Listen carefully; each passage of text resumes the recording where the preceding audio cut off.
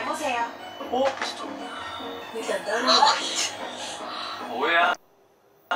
Nonton movies, kenapa nge-freeze? Pakai Fiberstream. Streaming film kekinian, udah pasti nyaman seharian.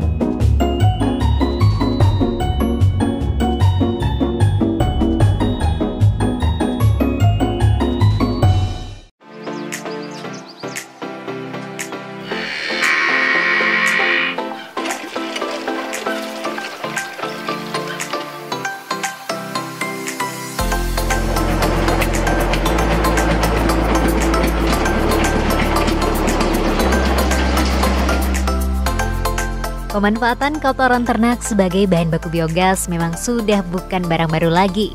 Beberapa kelompok ternak di desa-desa sudah mulai memanfaatkan kotoran ternaknya untuk dimanfaatkan menjadi biogas. Namun banyak di antara kelompok ternak ini yang tidak bertahan lama. Meski demikian, di Banjar Dinas Bangin, Desa Dencari, Kecamatan Banjar, Kabupaten Buleleng, terdapat kelompok ternak yang telah memanfaatkan energi biogas dari kotoran sapi yang kini masih mempertahankan eksistensinya. Dialah kelompok ternak sapi Sari Nandini, kelompok tani yang beranggotakan 25 petani sekitar dengan jumlah petani yang aktif merawat kandang sapi sebanyak 12 orang. Biogas begitu kita bangun ya tahun 2018 dimulai. Kalau kelompok tani ini sejak tahun 2017 kita bentuk karena ada beberapa petani yang memang memelihara sapi. Itu kita bentuk, kita kumpulkan kelompok-kelompok orang-orang yang ingin berkelompok gitu. Nah, kebetulan yang aktif di Ormas Pertanian ya, dulu dia di AP3U Bali, kemudian di KTI usulkan ke pemerintah Provinsi Bali untuk memberikan bantuan berupa simanti. Oleh karena itu dikasih tahun 2018 kemarin.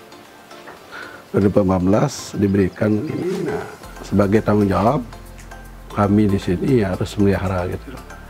Dan kita bentuk supaya menjadi penghasilan gitu, yang sifatnya berjalan terus-menerus. Ya, seperti sekarang kita buatkan kelompok ini dibuatkan semacam pertemuan tiap bulan setiap tanggal 20 itu untuk berkelanjutan program ini.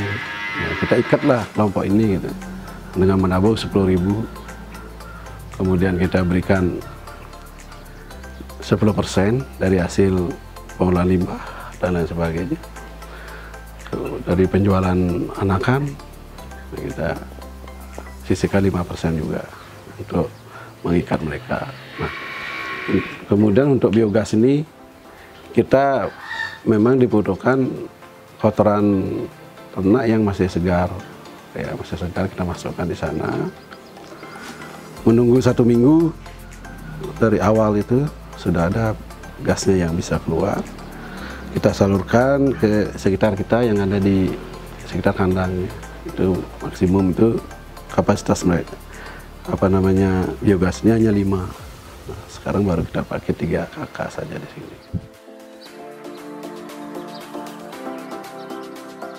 Untuk mengolah kotoran sapi menjadi pupuk, di lahan seluas 9,5 meter persegi ini terpasang tempat penampungan biogas sebesar 4 meter kubik yang tertanam di sebelah bagian kandang. Pengisian bak penampungan ini dilakukan dengan mencampurkan kotoran sapi segar dengan air yang kemudian diaduk dan kemudian mengalir ke bak penampungan.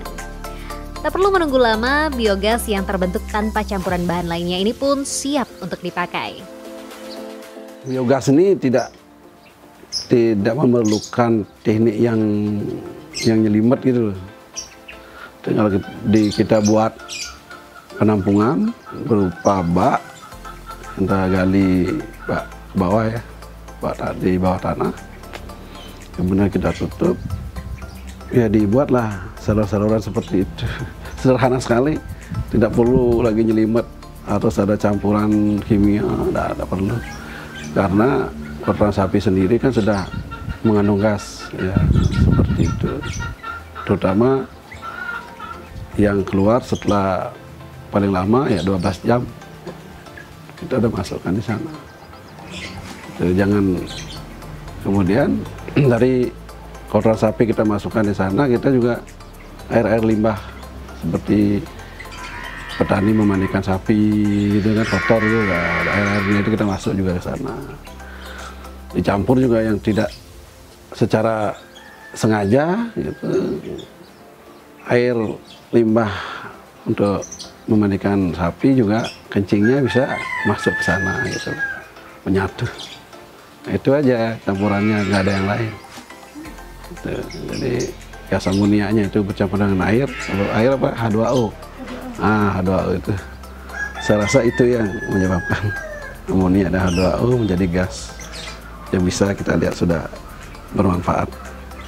Ini pengolahannya ya kita jemur, dari jemur kita masukkan ke tempat pengolahan, kita selip. Diselip pertama masuk kita fermentasi dulu.